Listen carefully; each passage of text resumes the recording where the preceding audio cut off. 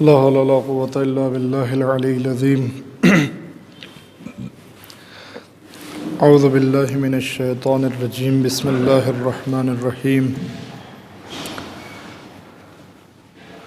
الحمد لله رب العالمين والصلاة والسلام على محمد وآله الطاهرين الذين أذهب الله عنهم الرجس أهل البيت وطهرهم تطهيرا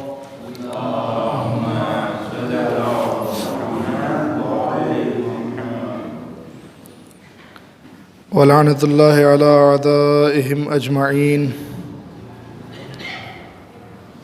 من يومنا هذا إلى قيام يوم الدين أما بعد فقد قال الله تبارك وتعالى في كتابه المبين وهو أصدق القائلين وقوله الحق بسم الله الرحمن الرحيم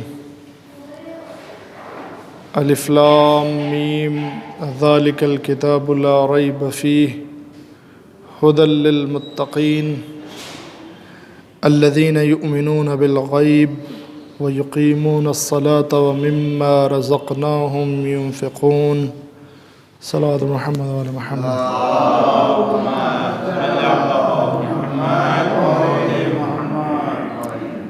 عزیزان محترم، سامعین کرام، بزرگان قوم و ملت، صبح امید کے آج کے مختصر سے پروگرام کے لیے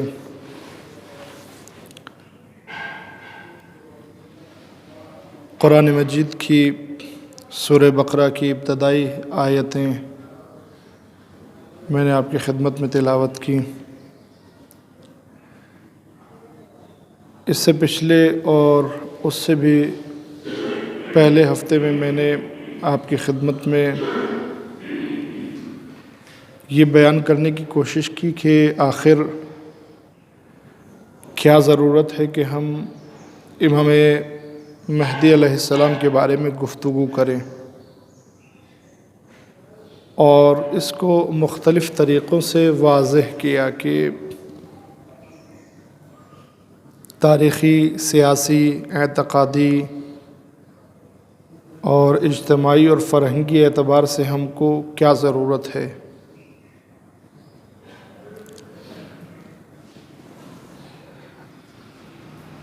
آج جو ہے انشاءاللہ قرآن میں امام مہدی علیہ السلام کا تصور کس طریقے سے پیش کیا گیا ہے اس کو مختصر بیان کرنا ہے، لیکن اس سے پہلے جیسا کہ آپ حضرات بھی جانتے ہیں اور میں نے مختصراً پہلے عرض بھی کیا ہے، وہ یہ کہ تمام ادیان و مذاہب میں مہدویت کا تصور پایا جاتا ہے۔ اس پر بہت مفصل بحث نہیں کرنا چاہتا، لیکن خود اس کے لیے قرآن مجید کی ایک آیت پیش کر کے انشاءاللہ آگے بڑھتا ہوں۔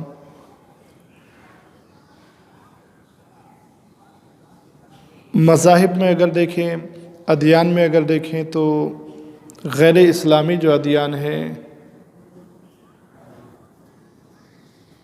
اسلام سے الگ جو ادیان ہیں، البتہ ان میں بھی فرق کیا جاتا ہے، ایک جو آسمانی ادیان ہیں اور ایک غیر آسمانی ہیں۔ آسمانی ادیان مثال کے طور پر عیسائیت ہے، یہودیت ہے، زرتشت ہے، یہ آسمانی ادیان ہیں۔ آسمانی ادیان یعنی اللہ کی جانب سے ان ادیان کے لیے کتاب نازل ہوئی، لیکن حقیقت یہ تھی کہ یہ ادیان ایک مخصوص زمانے کے لیے تھے، اور دوسری شریعت آنے کے بعد یہ دین قانوناً ختم ہو گئے۔ یعنی جناب موسیٰ جو شریعت لے کر آئے ہیں، جناب عیسیٰ کے آنے کے بعد وہ شریعت رائج نہیں ہے۔ البتہ رائج نہیں ہے اس کا مطلب یہ نہیں کہ نمبر ایک کہ وہ اپنے زمانے میں صحیح نہیں تھی، نہیں، اپنے زمانے میں بالکل صحیح تھی۔ رائج نہیں ہے اس کا مطلب یہ نہیں کہ جناب موسیٰ اور دوسرے نبیوں نے جو ان کی شریعت میں تھے، جو اخلاقی کام انجام دیے ہیں، ان میں ان کی پیروی نہیں کی جا سکتی ہے، ایسا نہیں ہے۔ انہوں نے جو اخلاقی کام انجام دیے ہیں، جو سماجی کام انجام دیے ہیں، ان کی یقیناً پیروی اتباع کی جا سکتی ہے، لیکن جو تکالیف تھی، جو واجبات تھے، جو محرمات تھے، وہ دوسری شریعت آنے کے بعد تبدیل ہو گئے، ان میں جو ہے وہ تبدیلیاں واقع ہو گئیں۔ موسیٰ آئے، عیسیٰ آئے، تو اب موسیٰ کی شریعت جو ہے وہ چونکہ عیسیٰ ایک دوسری شریعت لے کر آئے ہیں۔ اسی طریقے سے جناب عیسیٰ کے بعد جب حضور سرور کائنات حضرت محمد مصطفیٰ صلی اللہ علیہ وسلم شریعت لے کر آتے ہیں، تو اب جناب عیسیٰ کی شریعت کی کوئی حیثیت نہیں ہے، یعنی باوجود اس کی کہ وہ اپنے زمانے میں صحیح آسمانی الہی اور برحق شریعت تھی، لیکن پیغمبر کے آنے کے بعد وہ ایک باطل شریعت ہے، اس لیے کہ اس کا زمانہ جو ہے چلا گیا ہے، لہذا وہ شریعتیں ختم ہو گئی۔ اس کا مطلب یہ نہیں کہ اپنے زمانے میں برحق نہیں تھی، اپنے زمانے میں برحق تھیں۔ ایسا نہیں ہے کہ ان شریعتوں کے جو انبیاء تھے انہوں نے جو اخلاقی کام انجام دیے ہیں ان کی پیروی نہیں کی جا سکتی ہے، نہیں، یقیناً کی جا سکتی ہے۔ مثال کے طور پر وعدے کی وفا کرتے تھے جناب موسیٰ بھی، جناب عیسیٰ بھی، اب اس میں ان کی سیرت پر عمل کیا جا سکتا ہے۔ بااخلاق تھے، بہادر تھے، دین کی تبلیغ کرنے والے تھے، دین کے لیے سب کچھ قربان کر دینے والے تھے، گھر بار چھوڑ دینے والے تھے۔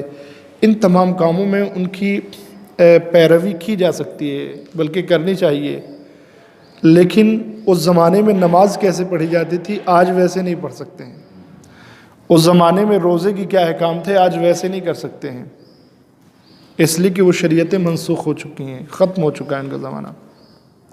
یہاں پر ایک بات اور بھی عرض کر دوں کہ یہ جو شریعتوں میں یا قوانین میں تبدیلیاں واقع ہوئی ہیں، ایسا نہیں ہے کہ اللہ کا علم بدلا ہو۔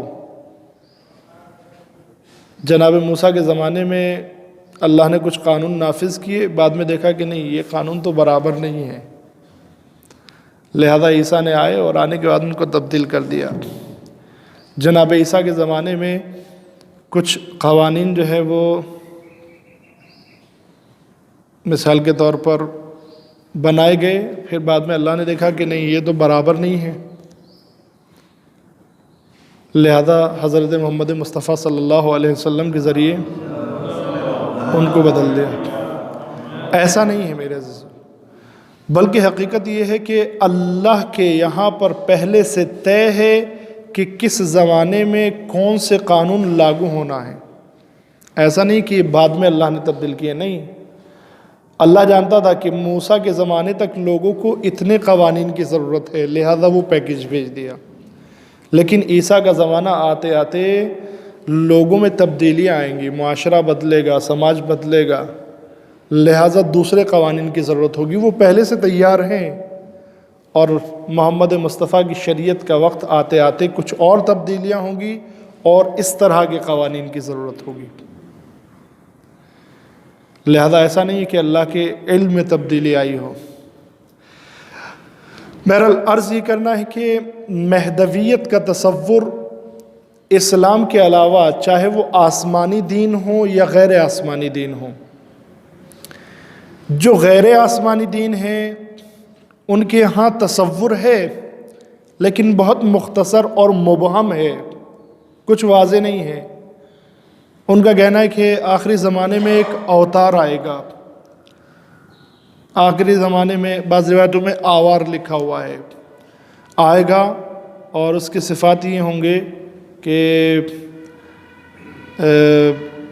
لوگوں کو نجات دے گا، اور لوگوں کی کیفیت یہ ہو چکی ہوگی کہ اس کو چننے کے علاوہ کوئی اور راستہ نہیں ہوگا، لوگوں کے پاس کوئی آپشن نہیں بچے گا لوگوں کے پاس۔ اور باقی صفات جو امام زمانہ کے ہمارے ہاں بھی کچھ صفات ملتے ہیں ان کا ذکر کیا جاتا ہے، لیکن اس سے زیادہ نہیں ہے۔ یہ غیر آسمانی دین ہے۔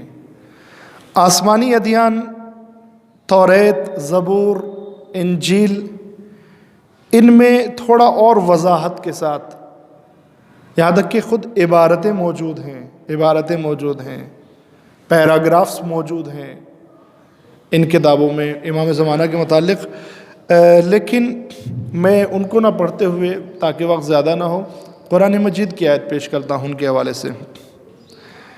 ارشاد ہوتا ہے بسم اللہ الرحمن الرحیم وَلَقَدْ كَتَبْنَا فِي الزَّبُورِ مِن بَعْدِ الذِّكْرِ أَنَّ الْأَرْضَ يَرِثُهَا عِبَادِيَ الصَّالِحُونَ، اور ہم نے انجیل کے بعد زبور میں بھی ہم نے توریت کے بعد زبور میں بھی لکھ دیا ہے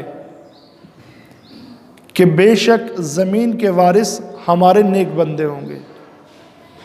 یہ آیت جو ہے مربوط ہے امام زمانہ سے، یعنی قرآن مجید خود اشارہ کر رہا ہے کہ ہم نے توریت میں بھی لکھا ہے، انجیل میں بھی لکھا ہے، اور زبور میں بھی لکھا ہے کہ زمین کے وارث ہمارے صالح بندے ہوں گے، اور اس سے مراد جو ہے وہ امام زمانہ اور اہل بیت علیہ السلام ہے۔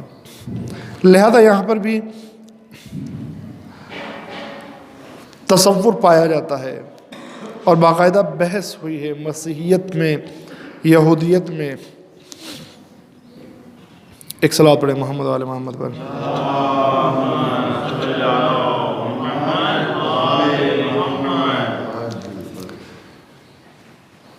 اس کے بعد جب ہم اسلام میں نگاہ کرتے ہیں، اسلام میں دیکھتے ہیں مہدویت کا تصور، تو اسلام میں شیعہ اور غیر شیعوں کے یہاں پر نظریات فرق کرتے ہیں۔ غیر شیعہ جو فرق و مذاہب ہیں ان میں سے اکثریت کا نظریہ نمبر 1،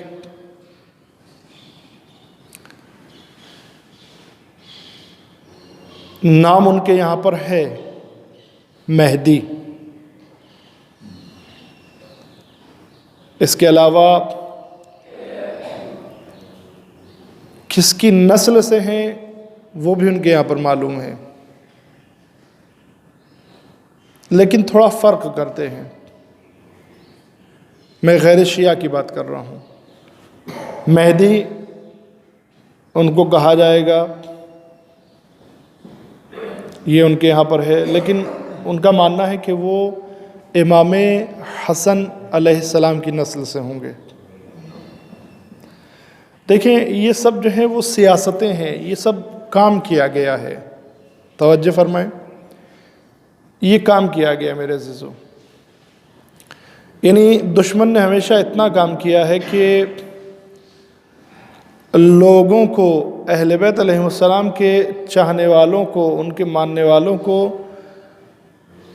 منتشر کرنے کے لیے، منحرف کرنے کے لیے، خود کو ان کا ہمدرد دکھانے کے لیے نسبتاً امام حسن کے چہرے کو، نسبتاً کہہ رہا ہوں، بہت اچھا نہیں، امام حسن کے چہرے کو نسبتاً اچھا بنا کر پیش کیا، یعنی ایسے جیسے کہ وہ لوگ واقعاً جو ہے بہت ہمدرد ہیں۔ توجہ فرمائیں،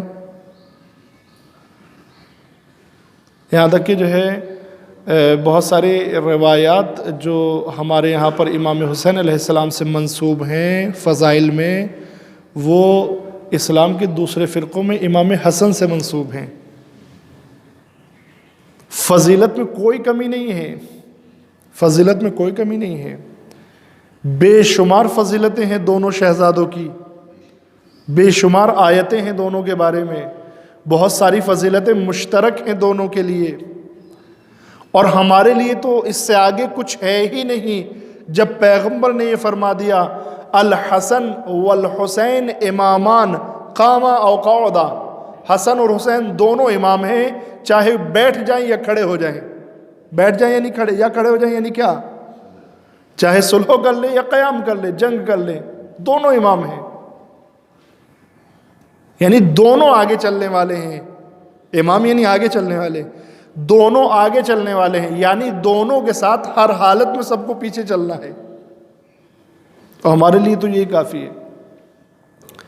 لیکن بعض فرق نے کیا کیا کہ امام حسین کا چہرہ ایک دوسری طرح سے پیش کیا، امام حسن کا چہرہ ایک دوسری طرح سے پیش کیا، اور اسی سے جو ہے وہ خاص کر اس لیے کہ امام حسن نے امیر شام سے صلح کر لی. اب جو ہے وہ دونوں کو صحیح دکھانے کے لیے ایک ماحول تیار کیا، اور یہاں تک کہ یہ دعویٰ کر دیا کہ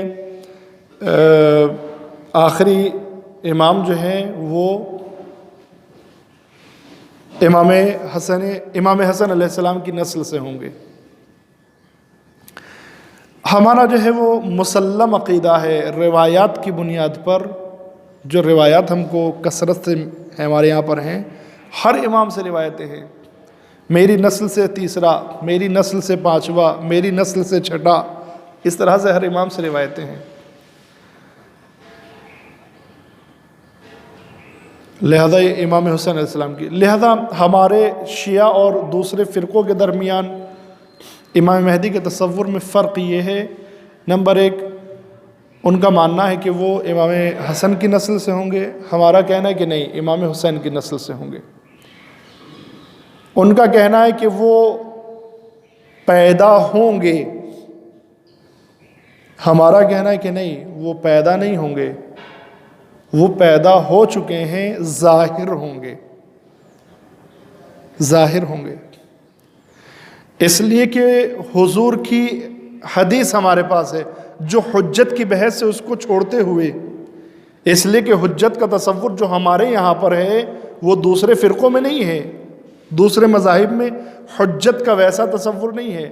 ہمارے یہاں تو مسلم ہے زمین حجت خدا سے خالی نہیں ہو سکتی ہے. یعنی اصل میں ایسے کہوں کہ زمین کا بیلنس جو بنائے ہوئے ہے وہ خدا کی حجت ہے. مثال کے طور پر یہ مسجد کی جو عمارت ہمارے سامنے کھڑی ہے، اس کا بیلنس بنانے میں بہت زیادہ دخل ان پلرز کا ہے جو آپ دیکھ رہے ہیں. اگر یہ پلرز نہ ہو تو یہ چھت گر جائے گی، یہ دیواریں جو ہیں وہ خراب ہو جائیں گی.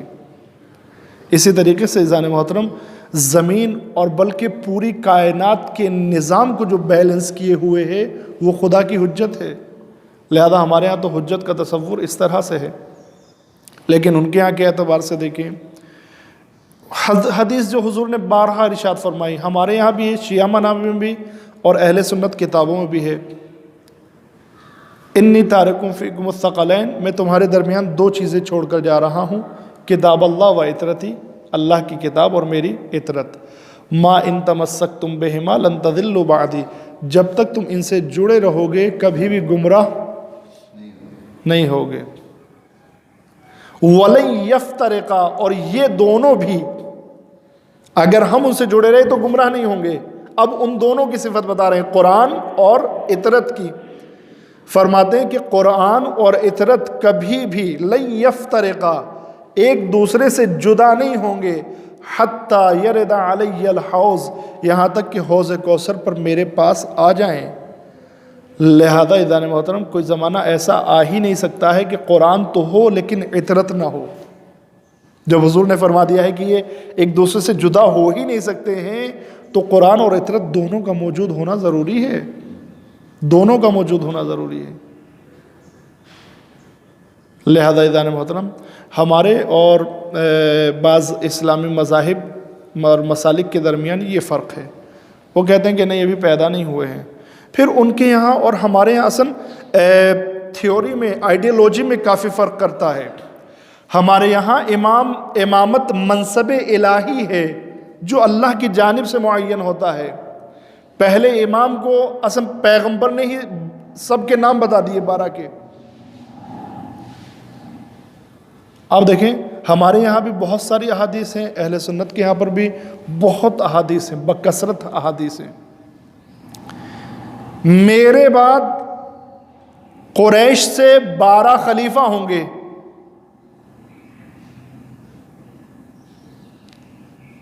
مثال کے طور پر اس طریقے سے روایت ہے کہ اسلام تب تک عزیز باقی رہے گا، اسلام باقی رہے گا جب تک میری نسل سے قریش سے 12 خلیفہ نہ آ جائیں۔ بعض روایت میں حضور نے 12 کے نام بھی بتائے ہیں۔ اچھا، 12 کے یہاں نام جو ہے ہمارے یہاں بہت فکس اور واضح ہیں، بالکل واضح ہیں، اور کوئی اختلاف بھی نہیں ہے، سوائے اس کے کہ بعض جو ہے وہ مثلاً چھٹے امام سے الگ ہو گئے ہیں، یا بعض جو ہے وہ 7ویں امام سے الگ ہو گئے ہیں۔ لیکن میں اس وقت شیعہ اثنا عشری کی بات کر رہا ہوں، ان کے یہاں ناموں میں کوئی اختلاف نہیں ہے۔ البتہ میرے عزیزوں، آج جو ہے وہ خود دشمن عناصر ہمارے درمیان گھس کر شیعت کی ہویت اور شکل کو برباد کرنے میں لگے ہوئے ہیں ہمیشہ سے۔ ہمارے مسلم ہے معصوم جو ہے وہ 14 ہیں، لیکن ابھی لوگ جو ہے وہ کوشش کرتے ہیں کہ کبھی 16 بنانے کی کوشش کرتے ہیں، کبھی 18 بنانے کی کوشش کرتے ہیں۔ مسلم ہے ہمارے یہاں پر جن افراد کو وہ شامل کرتے ہیں ان کی شخصیت اس قدر روشن اور واضح ہے کہ ان کو معصومین میں داخل کرنے کی ضرورت نہیں ہے، ان کی شخصیت ویسے ہی اجاگر ہے۔ یعنی عزیزان محترم، دیکھیں کبھی کبھی کیا ہوتا ہے کہ ایک انسان جو ہے وہ مال و دولت اتنی زیادہ نہیں ہے جتنا دوسروں کے پاس ہے، پیسہ اتنا زیادہ نہیں ہے جتنا دوسروں کے پاس ہے، تو انسان کیا کرتا ہے بیچارہ، احساس کمتری کا شکار ہو جاتا ہے۔ ارے فلاں کے پاس اتنا ہے، کوئی مجھے غریب نہ سمجھے، لہذا نہیں ہے، اس کے بعد بھی جو ہے وہ دوسروں کی طرح کا موبائل لینے کی کوشش کرتا ہے، دوسروں کی طرح کی گاڑی خریدنے کی کوشش کرتا ہے۔ کیوں؟ اس لیے کہ اپنے تئیں احساس کمتری کا شکار ہو گیا ہے۔ لوگ جو ہے خود اہل بیت علیہ السلام کے بارے میں احساس کمتری کا شکار ہو گئے ہیں۔ یعنی میں اپنے بارے میں احساس کر سکتا ہوں، چاہے احساس کمتری یا برتری، لوگ اہل بیت علیہ السلام کے بارے میں کرنے لگے۔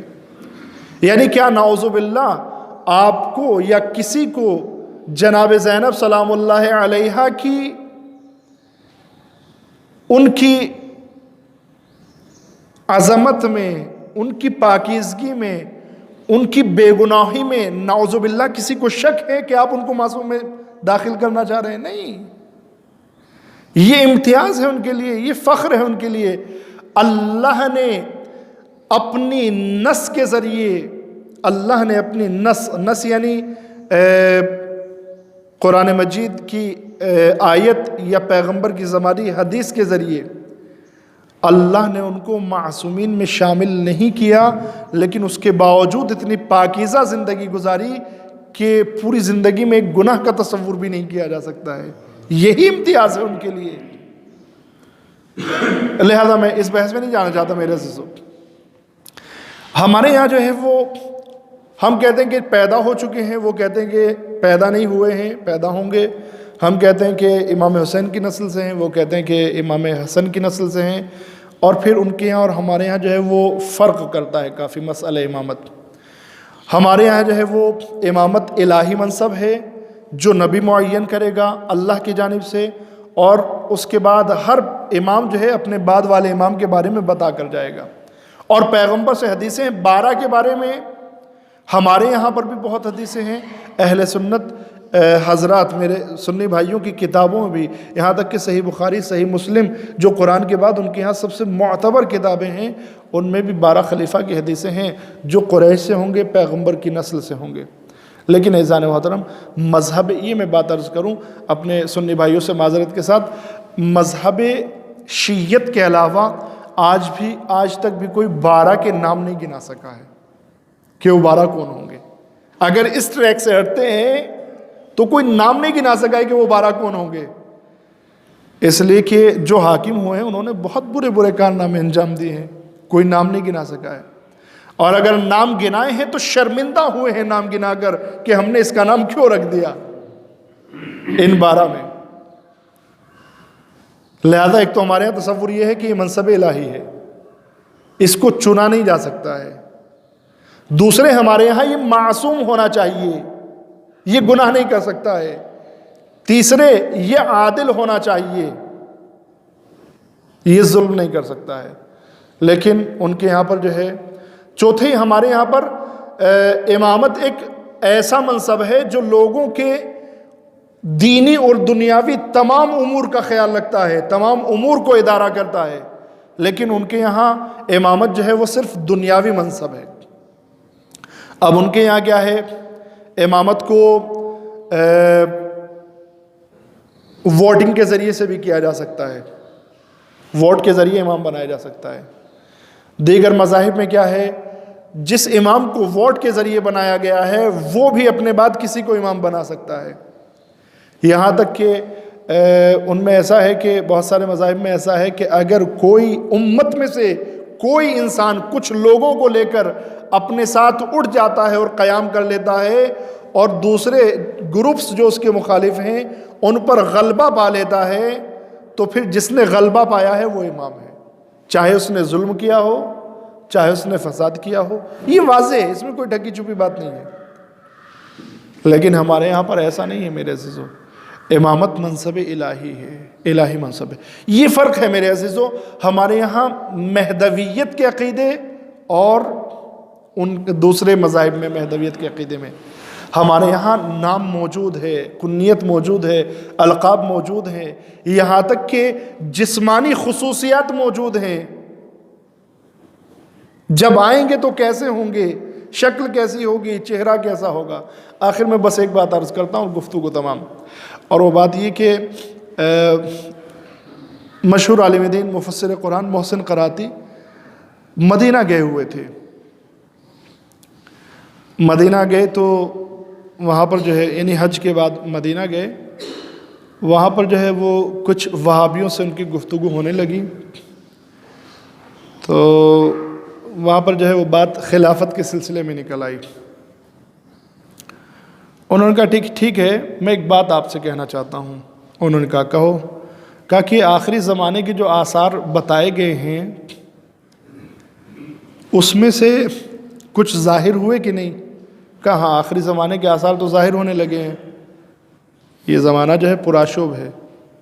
وہابیوں نے ان سے کہا، تو انہوں نے کہا کہ عقیدہ مہدویت تو ہمارے یہاں پر بھی ہے اور آپ کے یہاں پر بھی ہے، مولا کائنات کی خلافت میں اختلاف ہے کہ بلا فضل ہیں یا چوتھے نمبر پر ہیں، ہم بلا فضل مانتے ہیں، آپ جو ہے چوتھا درجہ دیتے ہیں، لیکن امام مہدی میں تو کسی کو اختلاف نہیں ہے، ان کو تو آنا ہی ہے آخری زمانے میں۔ کہا ہاں آنا ہے۔ کہا تو پھر آپ ایک کام کیجئے، محسن قراتی نے ان سے کہا پھر آپ ایک کام کیجئے۔ کہا کیا؟ کہا آپ یہ کیجئے کہ کسی کو آخری امام بنا دیجئے، اس زمانہ تو بہت پرآشوب ہو چکا ہے، ضرورت ہے کہ کوئی آئے نجات دینے کے لیے، لہذا آپ کسی کو آخری امام بنا دیجئے، مہدی بنا دیجئے کسی کو، بہت سارے لوگ مل بھی جائیں گے مہدی نام کے، یا کسی کا نام رکھ لیجئے، آج نام رکھ لیجئے، 20 سال میں تیار ہو جائے گا، جوان ہو جائے گا، کسی کو امام مہدی بنا لیجئے، آخری امام بنا لیجئے۔ وہابی جتنے بھی ساتھ میں تھے ان کے کہا کہ یہ تو نہیں ہو سکتا ہے، ہم آخری امام کیسے بنا سکتے ہیں؟ کہا تو میں آپ کو یہی تو سمجھانا چاہ رہا ہوں کہ جب ہم آخری نہیں بنا سکتے ہیں تو پہلا کیسے بنا سکتے ہیں؟ پہلا بنانا تو اور سخت ہے۔ صلوات پڑھے محمد و آل محمد۔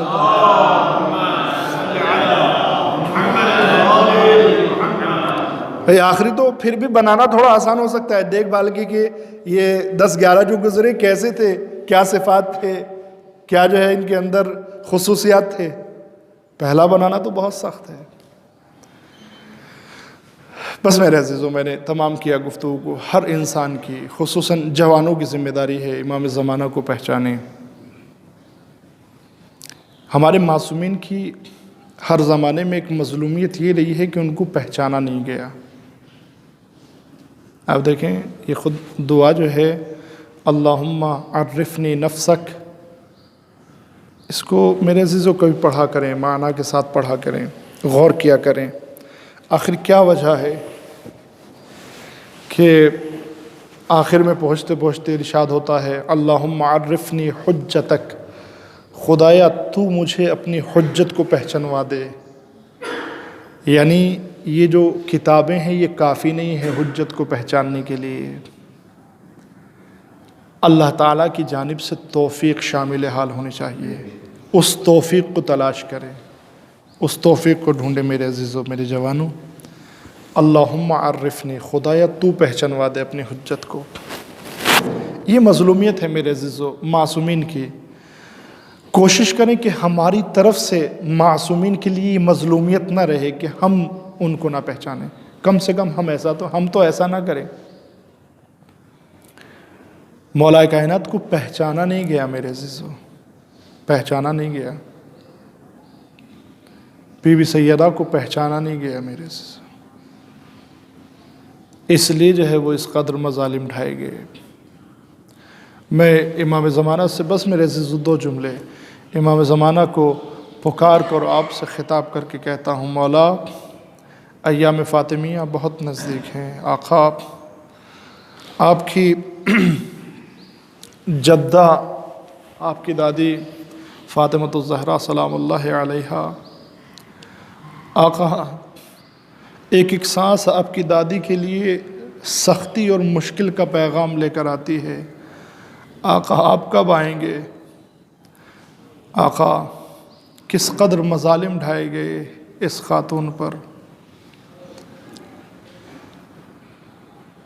دروازے پر آگ لگائی گئی، پہلو شکستہ ہوا، محسن کی شہادت ہوئی، حق چھینا گیا، آقا آپ کی دادی کو دربار میں جانا پڑا۔